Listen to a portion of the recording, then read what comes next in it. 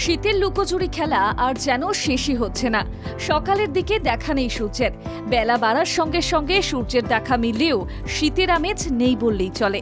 রীতিমতো সোয়েটার আলমারিতে তুলে রাখার মতো সময় চলে এলো। তবে কি পাকাপাকি ভাবে এবার যেতে বসেছে শীতকাল? আলিপুর আবহাওয়া দপ্তর আগেই জানিয়েছিল চলতি বছর বাগদেবীর আরাধনার দিন বেশ ভালোই গরম পড়তে চলেছে, আর তার আভাস রাজ্যবাসী এখন থেকেই পাচ্ছে। এবারে শীতের মরশুমে বারবার বাধা হয়ে দাঁড়িয়েছে পশ্চিমী ঝঞ্ঝা, আর সরস্বতী পুজোর আগেও পশ্চিমী ঝঞ্ঝার কারণে শীতের অনুভূতি বারবার বাধা পাচ্ছে।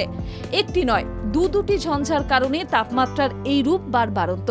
সরস্বতী পুজোর আগে একেবারে শীত যে গায়েব হয়ে যাবে সেই কথা আগেই জানিয়েছিল হাওয়া অফিস। রাজ্য জুড়ে তাপমাত্রা 4 থেকে 5 ডিগ্রি সেলসিয়াস বাড়ার কথা ছিল, আর ঠিক তেমনটাই হতে দেখা যাচ্ছে। এই কয়েকদিনে কলকাতার সর্বনিম্ন তাপমাত্রা পৌঁছে গিয়েছে 17.4 ডিগ্রিতে।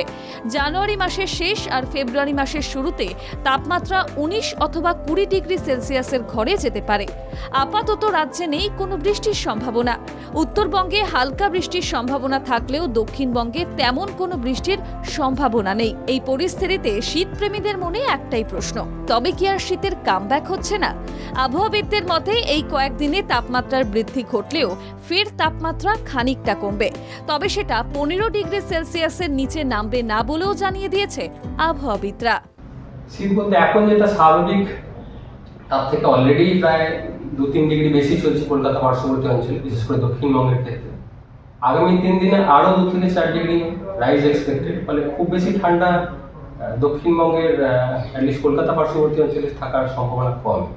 এরপর যখন কমবে, ইভেন 4 তারিখ নাগাদ যদি কিছুটা কমে, আবার সেটাও খুব বেশি কমবে না, কমে 15 ডিগ্রির নিচে আসার চান্স কমই থাকবে কলকাতা পার্শ্ববর্তী অঞ্চলে। ব্যুরো রিপোর্ট, বাংলা জাগো।